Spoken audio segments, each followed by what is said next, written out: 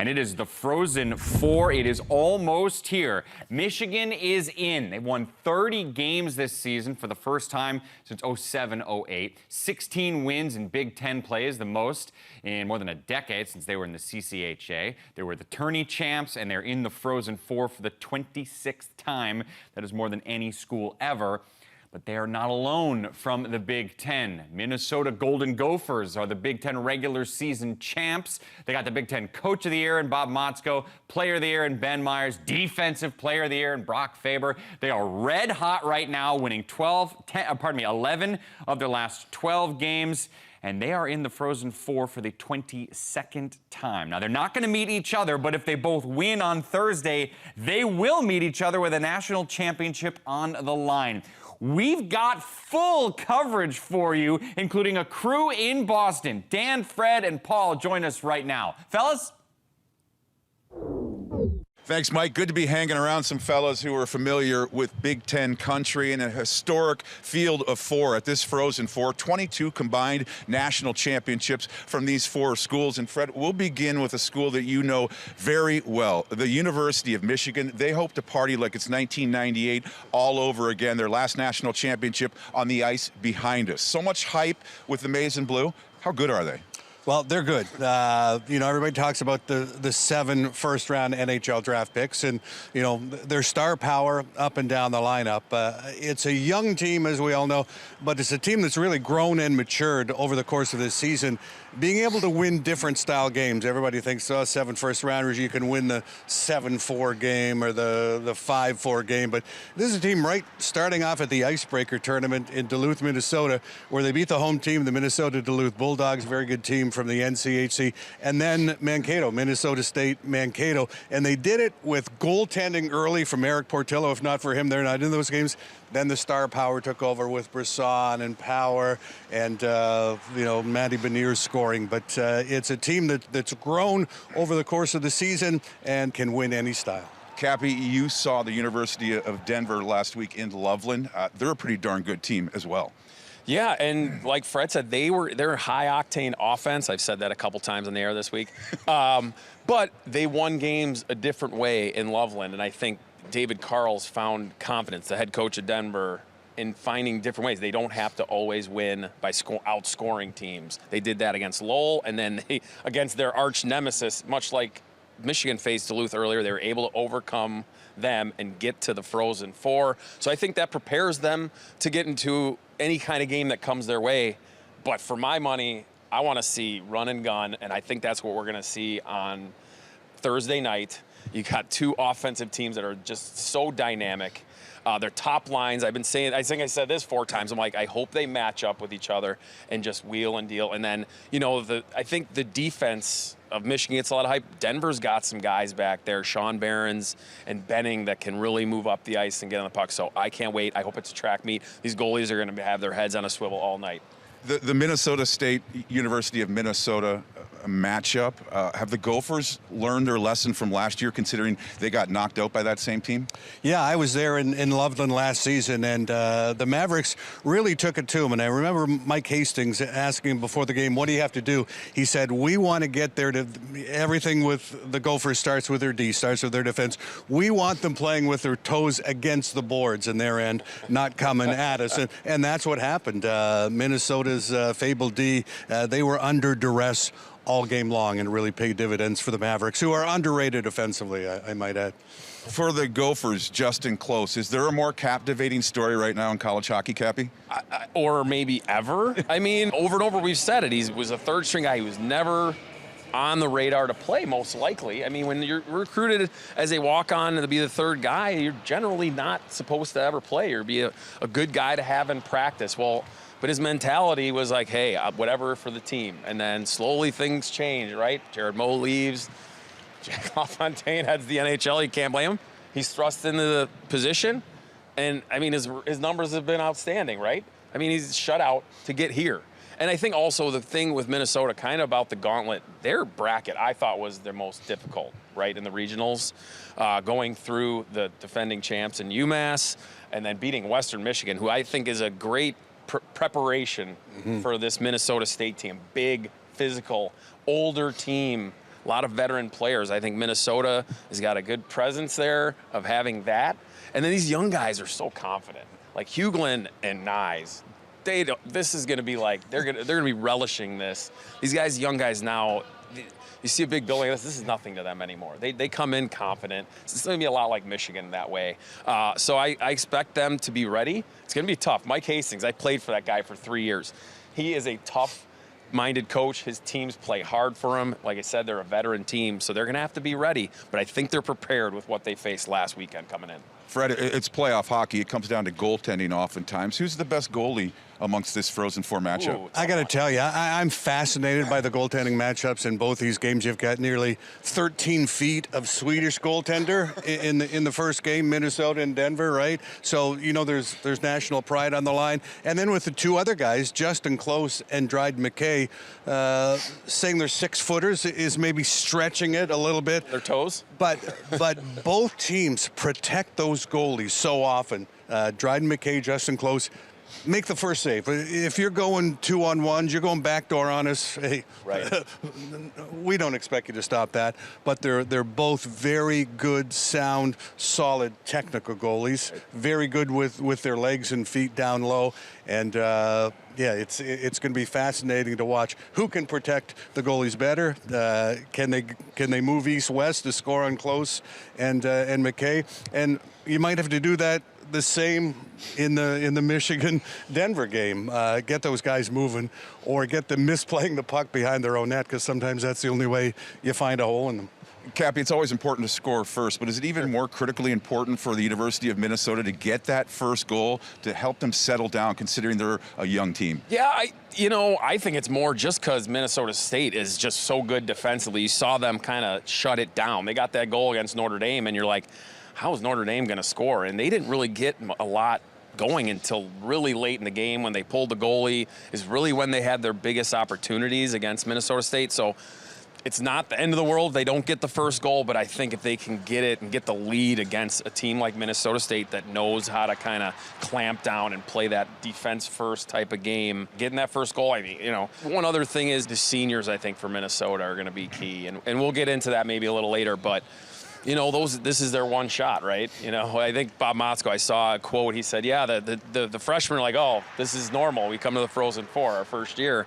These seniors are feisty and ready, and the captain, Sammy Walker, and those guys know how big this is, and I expect them to come out flying. Fred, we hear so much about the 7 first-rounders, and for good reason for the University of Michigan. But you know this time of the year, oftentimes, it's the 3rd and 4th blue-collar, if you will, type of guys that win you games. Who are some of those guys for Michigan that can do that? Well, to that very point, at the Allentown Regional, in the victories over AIC and Quinnipiac, it was the so-called 4th line, and, you know, Mel Pearson doesn't like to label his lines. Give me 4 lines that can play. But Jimmy Lambert, between Garrett Van Wy and Nolan Moyle, they scored 5 of their team's 12 goals in that regional. So forget about the first rounders. And you could tell, I mean, coming down with Nolan Moyle in an elevator on game day, I said, you got your game face on? Was and Didn't say a word. He was on a mission, and like I said, that line scored 5 goals, and then you had in Luke Morgan, who's got that experience. You know, he's 25 years old. You can put him on any line. He's got the speed to play with anybody. And the other thing I think that gets overlooked is, you know, they talk about both Minnesota and Michigan. They're so young. Do they have that big game experience? Well, come on. These are guys that have been the guys in the Olympics. In the Olympics, the World Junior Championships. Owen Power was in the World Championships. They played nothing but big games since they were 15, 16 years old. You know, and I just piggyback off of that. I think what's important for Michigan is these older guys have let those young guys be the stars, right? It's important. You know, like older guy mentality sometimes is, hey, it's my turn to be not easy to accept that. Right. And it seems like those guys know that these guys were going to come in and be studs. And they've just taken the roles and taken it, and it's been successful. And it's not easy to do. It's easy to say it, but it's not easy to do, and they've done it. Cappy, the challenges for the University of Michigan, as you know well, facing the University of Denver, their forward group is as deep as an ocean. Yeah, I mean, it's going to be great to watch both teams. I mean, we saw it up close and personal. They can go. They play a little different. I feel like Michigan spreads you out in the zone offensively. They want their D wide. Their D are going to get in. Denver's more of a puck control team in smaller areas. It was funny, David Carl said it in our talk, head coach at Denver. He's like, we generally have the puck 60% of the game. Against Duluth, we had it 49 once, and it felt like we didn't have the puck at all. So so it's going to be a battle of who can possess the puck. Both teams want to just carry the puck all the time. So who can get it more? Who can get it back from the other team? Who can get it? The turnovers here and there. Michigan, if their one little faux pas is, they can get a little lax with the puck. So we'll see if they can take care of it. Can't wait to watch some great college hockey as we go from Boston to Chicago. Here's a look at women's gymnastics, the NCAA championship finalists. These are the 8 teams that are left. Now, it's not this weekend, but next weekend in Texas is where it all goes down live. And that means it's time for the big interview, and we have a big one. Minnesota is one of the 2 Big Ten teams in the NCAA Women's Gymnastics Championships, along with Michigan. And Gopher head coach Jenny Hansen is joining us. And Jenny, we were just talking before we came on air. You're like, every hour is filled with logistics. You're booking flights, you're getting hotel rooms, you're on top of things, right? There's a lot to get done here in this next week, but yeah, we're making headway and getting all the behind-the-scenes things taken care of so we can concentrate on just gymnastics when we get there. The good type of problem to have, for sure. It's the second consecutive year for you guys to get this far. What feels similar this year compared to last year, and what feels different? I think our expectations are a little bit different going in this year, and the fact that we've been there before, we know what to expect, and we have a lot of experience. Most of our athletes that are in our lineups were here last year and competing in our lineup, so I think that's fantastic. But it is a little bit, every year is a little bit different with every team. The atmosphere, the culture, the camaraderie, it's just a little bit different from year to year, but that's what makes it so great. But we're just really excited for this opportunity, and our team is ready. I know the experience is something you can take from last year into this year, but is there anything specific that you can point to, whether it's like, well, I learned, not to talk to our team X or to bring up Y, or we learned to do our meals differently or something. Is there anything logistically that you learned from last year? I think, not to think about the outcome, which I know, is something that probably every team talks about, but really just being in the moment and not trying to do more than what you know how to do. And I think that's something that's important. A lot of times you go into especially a championship thinking you got to be perfect. You got to do everything in order to move on. And for us, if we just do what we're capable of, we've got the capability of moving on. And I think that's really important, that we don't have to go in and try to do more.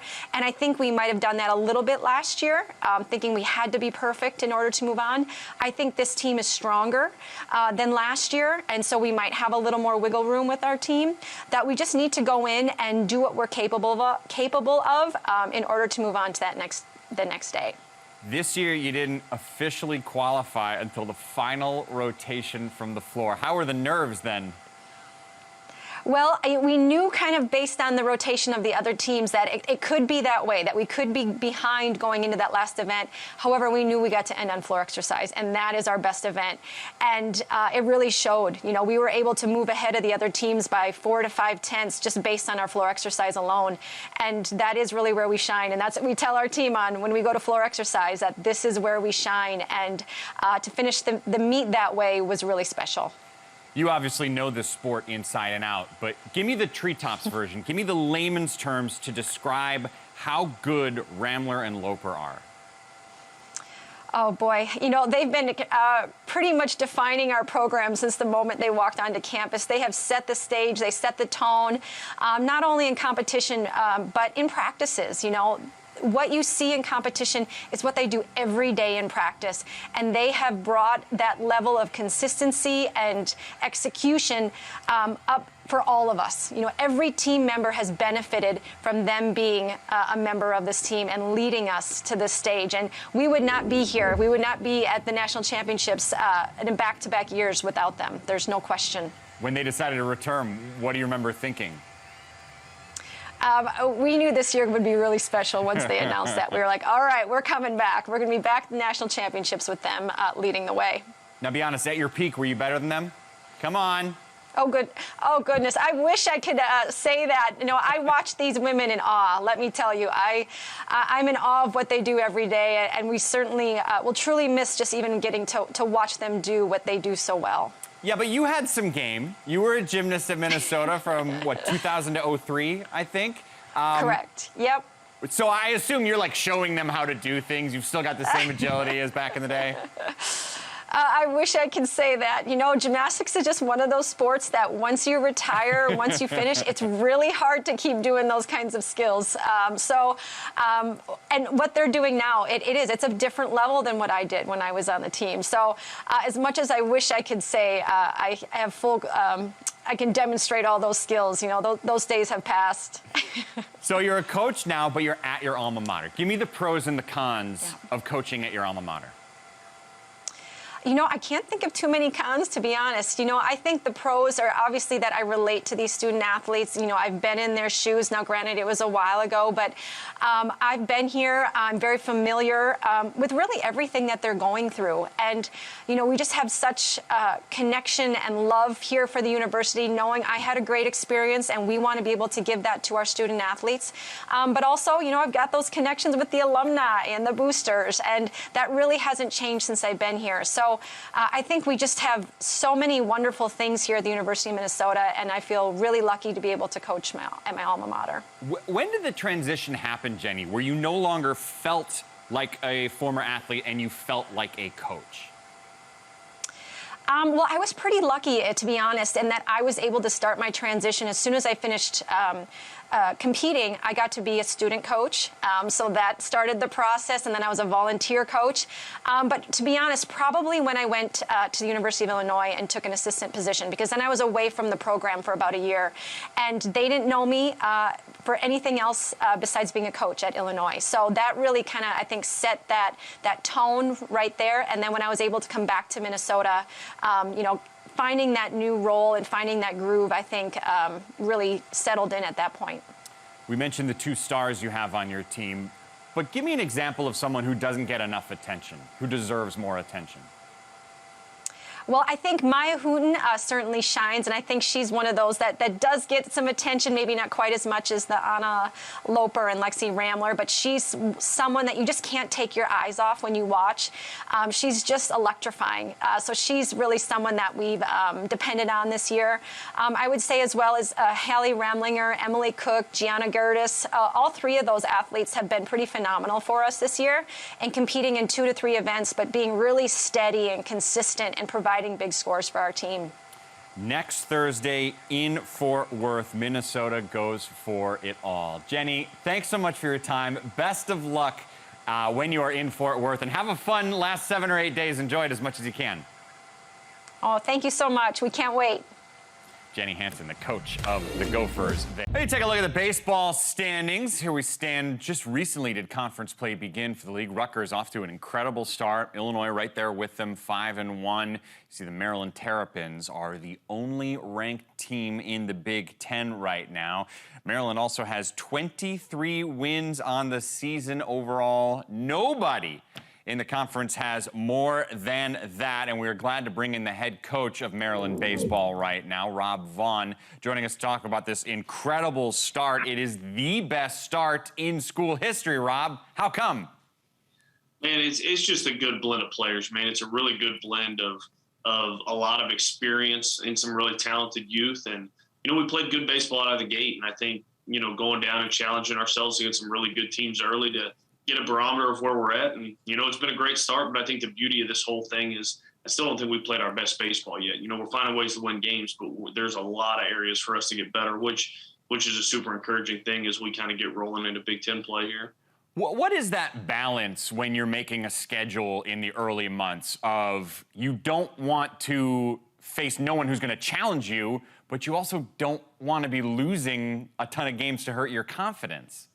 Sure. And I think that's the balance you walk every year, right? You're trying to prepare your guys for what you want to do, you know, and our goal in this program is always to be playing into the month of June. And so you need your guys ready. You know, I don't think it does you any good to go out and beat up on everybody all day long and get off to this great start and then get kind of smacked in the head whenever conference play starts. So That's what we wanted to do. We wanted to challenge ourselves. We wanted to put ourselves up against who we viewed were some of the better teams in college baseball, and especially on the road. We spent the first 3 weeks on the road, and I think that really helps with camaraderie with your team, but it also helps just getting out there and getting uncomfortable and getting out of your comfort zone a little bit for a few weeks. So fortunately for us, I think the beautiful thing is our roster really shaped up to where I felt like we could go compete early.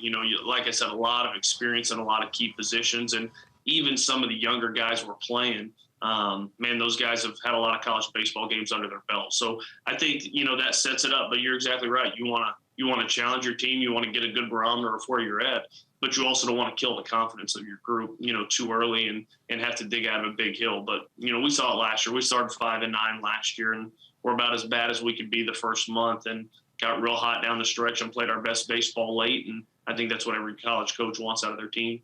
You lost your ace, Sean Burke, and oh, by the way, Dean, Ramsey, Savakul are right there. When do you remember first realizing, oh, we're not only going to be fine with those three, we're going to be pretty good? Man, I think it's really rare that you kind of go into a year really having your three starters ironed out. Usually you want to have a pretty good idea who you're running out on Friday and maybe Saturday, but a lot of times that third spot is something you're kind of working through as the year goes. Has been a revolving door at times for a lot of teams, even us in the past. It's been different guys all the time, but man, since about September when we came back to campus, as long as they were healthy, we knew we were going to run those three out pretty much in that order. And so I think that's a huge luxury. And I'm an offensive guy by heart, man. I was a hitting coach. I love offense. I love scoring runs, but one thing I've learned big time, man, you don't win without pitching and defense, and it really starts with your starting pitcher. Those guys really set the tone for the entire game when they go out there. And we have those guys in kind of the 1, 2, and 3 slot, but I think you could argue, man, those guys could be number ones on a lot of teams. We got Jason Savakul going on Sundays, and that's a Friday night starter if I've ever seen one, and we'll kind of take the reins as he moves into that next year. But such a luxury to have those three that you trust, that are experienced, that have just really good mindsets to be able to run them out, and you feel like you have a chance in every game. They don't have to be perfect. They're never going to be perfect. There's going to be days that are better than others. But those three give you a chance. And when they have their A stuff, man, you don't have to score a lot of runs for them. But even when they don't, they still give you a chance to win, and pitch can, kind of deep into that game, which is huge. What are those three like personality-wise? Man, they're all three different. Nick Dean has probably said 7 words since he's been on campus here in 3 years. But, man, he's just got ice in his veins. That guy doesn't get sped up. The moment doesn't get too big for him. Been really, really good. Just a low-key guy that works his tail off.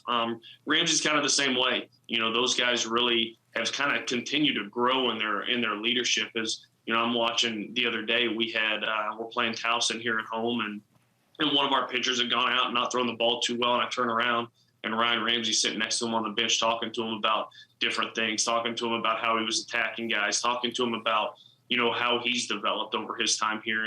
And that's huge, that he's kind of growing in that leadership role. And Jason Savakul is as competitive as it gets. That guy gets after it. He works his tail off. He wants to win everything. I've got Savvy running in my ear. If the third baseman's playing back, he's stepping behind me in the dugout. I say, hey, coach, it drags there. He's got it right here. That guy, it doesn't matter what's going on, just wants to win. And so all three different personalities, but they're all three competitive as all get out and really want to win. And, in a day in college baseball when there's so much made about metrics and analytics and all this stuff, those three are kind of throwbacks, man. They understand that. They want to work on that. They use that information, to improve themselves. But more than anything, those guys just want to win. And as a college coach, that's really a breath of fresh air. How did things change for you when you found out Chris Aline was coming back? Man, I tell you, I didn't think there was any chance. That guy's a professional. He's a professional center fielder. He can hit for power. He can throw. He can run. He's an elite level defender. I didn't think there was any chance we were getting him back. He was such a key cog in getting us into the regional last year. We don't get there without Bubba. And then you look up and first at bat of the regional, takes a swing, fouls the ball off his face in a freak accident. And very honestly, in that moment, I wasn't sure his baseball career didn't end. We were worried about him getting his vision back and everything that came with that. But once we knew we got through that, I had a pretty good feeling that he would sign a pro contract and move on. And, as the draft went on and he didn't hear his name called, I still thought, okay, man, he'll want to sign as a free agent. But I reached out to him, just said, hey, I think we got a chance to be really good. if you want to come back, man, we want you back. We can take care of you. We'll make sure we set you up to be successful. And shoot, it was about 5 hours later, he called me and he's like, Coach, I'm in. I think we got unfinished business. I think we can be good next year and I want to win. And to get a guy with that kind of experience, that kind of toughness, and that kind of ability back just is huge. And, you know, you got to be good up the middle. And shoot, even looking at last night's game against George Mason, guy catches the ball against the wall, throws the guy out at third, makes a, you know, at the time, a game-saving catch, jumping into the wall in center field, and then ends up getting 3 hits. And so just getting him back is huge. And he's our captain, man. He's a guy that runs a ship here. And so having him back was a moment where you start to look and say, hey, man, this group's got a chance to be pretty good next year. Tell me, where in the field can Matt Shawn not play?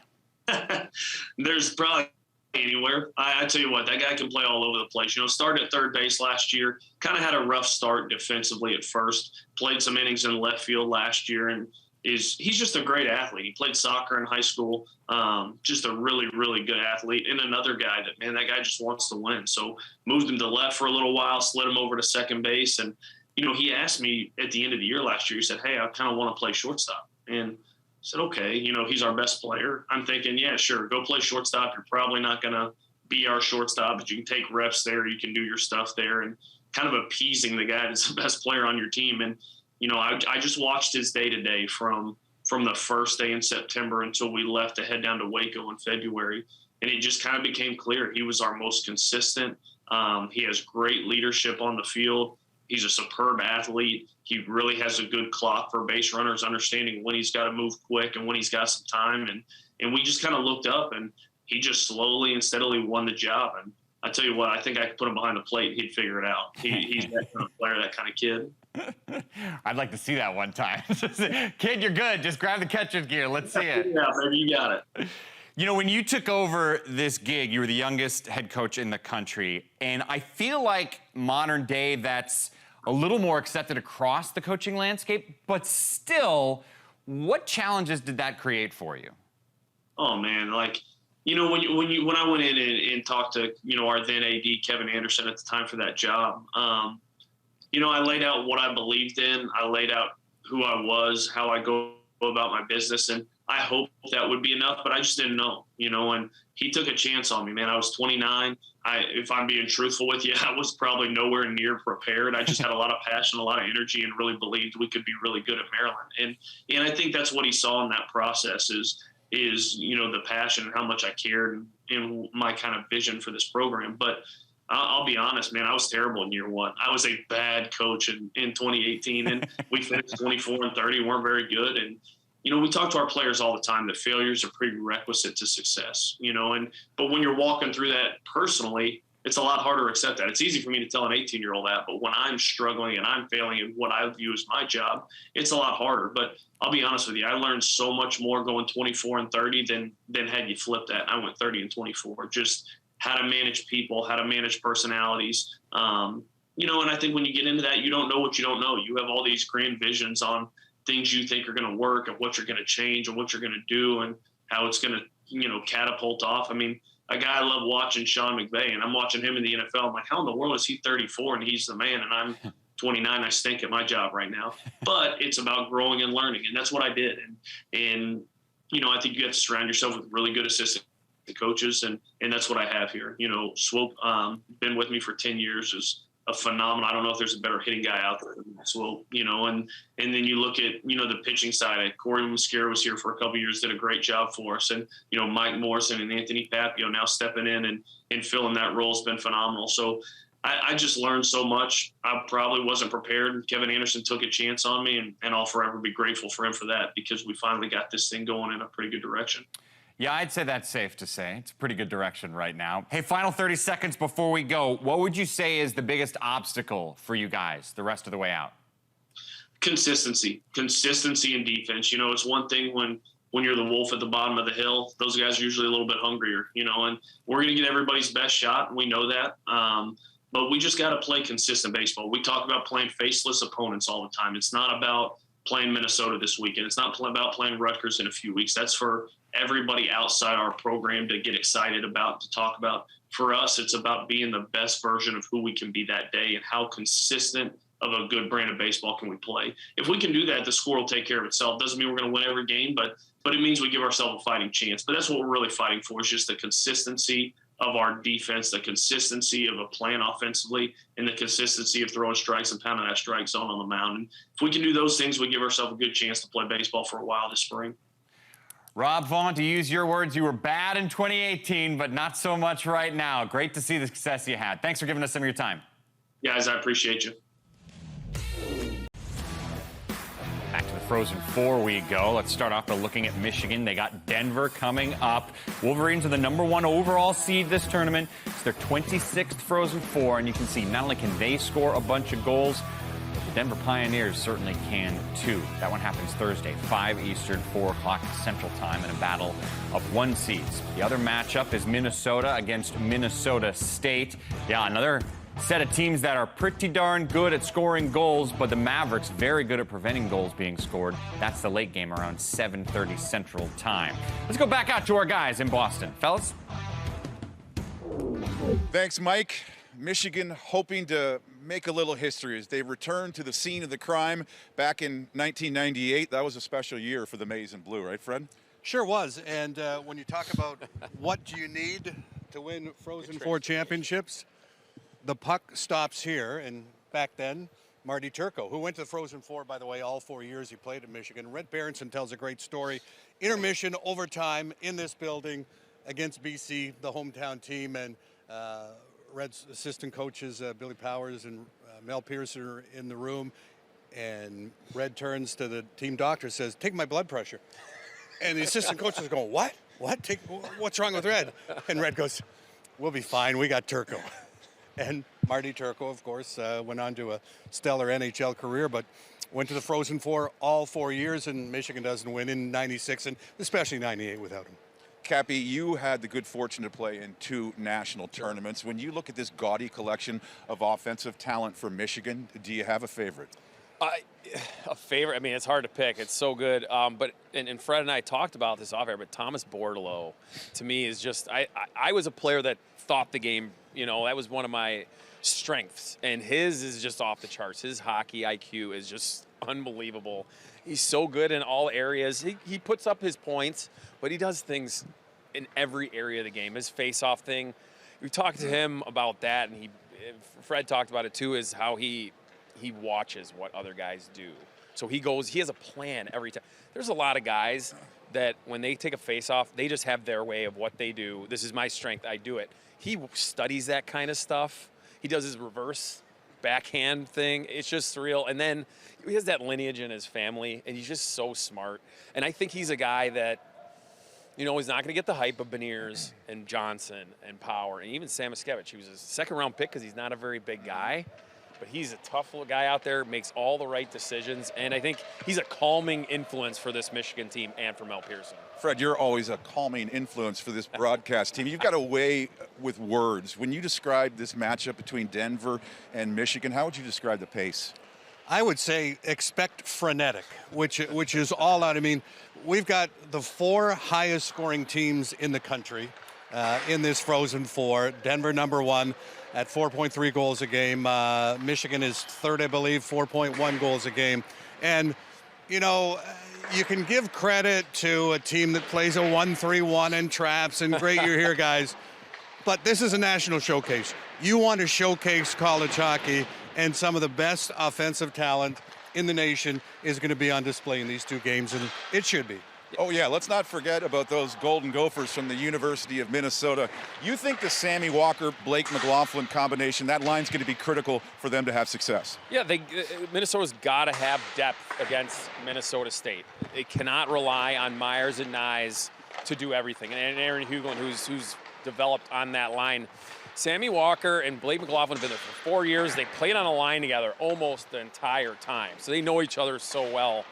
But it's time. This is their moment right now as seniors. Sammy Walker's a 3-year captain. But they're going against a team that is big, older, physical. And Sammy Walker, his strength is his speed and his quickness. It's not his physical play. So I want to see him elevate a little bit. And Blake McLaughlin, he's so good around the net, but they need secondary scoring. Yes, you hope those other freshmen too, like Pitlick and those guys can do it. But for me, it's those guys knowing their first time in a Frozen Four, Walker and McLaughlin have to show up and contribute, get a goal, and give them help. And isn't that the question that the Big Ten teams have faced all season long? Yeah, Michigan's loaded with talent. Yeah, Minnesota's loaded with blue chip talent. Yep. But what happens in the tournament when they're up against Western Michigan, Minnesota State, the teams from the NCAA, those big, strong, heavy teams? And for me, I think Michigan and Minnesota have gone a long way to answering that in an affirmative manner this year. I mean, Absolutely. Michigan starting off at the icebreaker with wins over Minnesota Duluth and Mankato. And then Minnesota just recently against Western Michigan. I thought Western Michigan was a solid tournament team that was capable of being here this weekend. So they've answered the questions for me, but they still have at least one, maybe two More really big big tests exam left. here, Yeah, right now. yeah. Mac Motzko, the son of Bob Motzko, Minnesota's head coach. They're still mourning the tragic loss in a car accident to Mac. Fair to say that everybody in the college hockey world is rooting for the Motzko family in Minnesota? Well, you have to. You have to be. And, you know, Bob Motzko said it, I think, in his first public comments after the tragedy. My life has changed forever. There was before the accident and after the accident. And, you know, I think the rink has become a sanctuary for him. It's where you go to feel normal. And it's great that Minnesota's season has continued to allow Bob and his wife to continue to be in that state of normalcy. And players have not talked about it. I mean, I haven't seen anyone talk about it.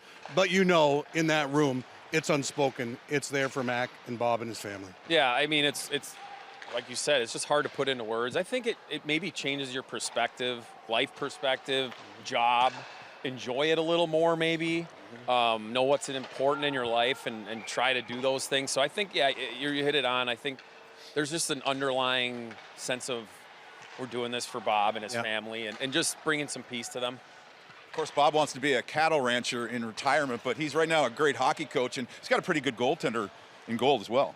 I just a close. I mean, how many times I say this, but what I love about his game is he's a very calm guy, but he's so good with his legs. And he knows, yes, they can get you upstairs, but that's the hardest spot. You're going to have to beat him. It's going to take a hard, accurate shot over his leg. I think he plays his, like, okay, I'm going to make these saves down here.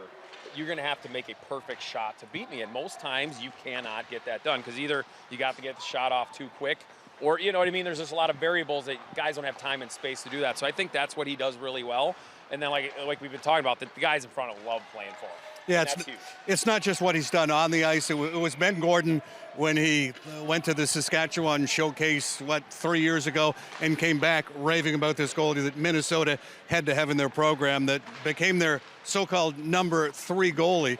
But the type of kid, and you talk to the coaches, you talk to the players, it's a great story what he's done, but if he had never played a minute in goal for the Golden Gophers, they would still be a better team, a better program, and I'm sure you've run across players like that in your career. Yeah, it's easy to root for certain people, and it's easier to get behind guys. And another guy that reminds me of that, and it's in these guys behind us, Michigan playing right now, is their captain, Nick Blankenberg, and his road to getting to where he is now, from being a walk-on at Michigan to now the senior captain of this loaded Frozen Four team. I love his game. I think he kind of goes under the radar because of his size. And I've mentioned this. I mention his name all the time as Torrey Krug type of guy. Not big, but he's tough, and he can skate, and he's skilled, and he's leading like I said, he's the older guy on a team with a bunch of young superstars, and it's hard to manage that. And it seems like all the guys have a ton of respect for him. Well, yeah, other than Keaton Pearson, everyone on the Michigan back end is underage, a freshman or sophomore, teenagers, and here's Nick Blankenberg. Oh, yeah, he also has 14 goals, not like he's just contributing. And he is just so tenacious, so ferocious when he goes into the corners. And if that mentality, that attitude can rub off a little on a Michigan defense that everybody says, oh, yeah, they're skilled, but they need to be better defensively, need to be more physical, then Nick Blankenberg's done his job. Fred, lastly, the big Swede in goal, Eric Portillo. Give us a scouting report. Well, he's like an octopus. I mean, he's 6'6", and he plays the puck well. There have been a couple of scary moments throughout the course of the season, but I've always said, if you face Michigan, I would rather face Michigan with a 6'6" goalie than a 6-foot goalie because of the way Michigan shoots. Conversely, the other teams have to face a 6'6" goalie, and I've seen players come down on breakaway. It's not like they're freezing. It's like, what do I have? And by the time they figure it out, it might be too late. Yeah, I think that's a big goalie can mentally beat you before, because you got to, you're thinking, I got to be so precise with this shot. And I think that's the thing that Portillo has, and then Krona from Denver is getting a 6'5" goalie. So it's going to be a matchup of big Swedish goalies.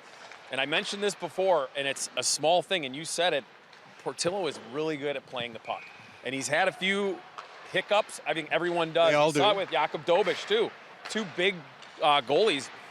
That could be such a small thing that might come down to that game if he plays it really well, gets him broken out, and gets a rush going, or if he makes a mistake. Because Krona's not going to play the puck a ton. We saw that in our series out in Loveland. So that just, we're getting to the point here, we're nitpicking every little piece of these games, but that could be one little thing it comes down to. And give Justin Close a little love, too. He's a pretty good puck-handling goalie. Yeah. Can't wait until Thursday. That's the story from Boston as we send it back to our Chicago studio.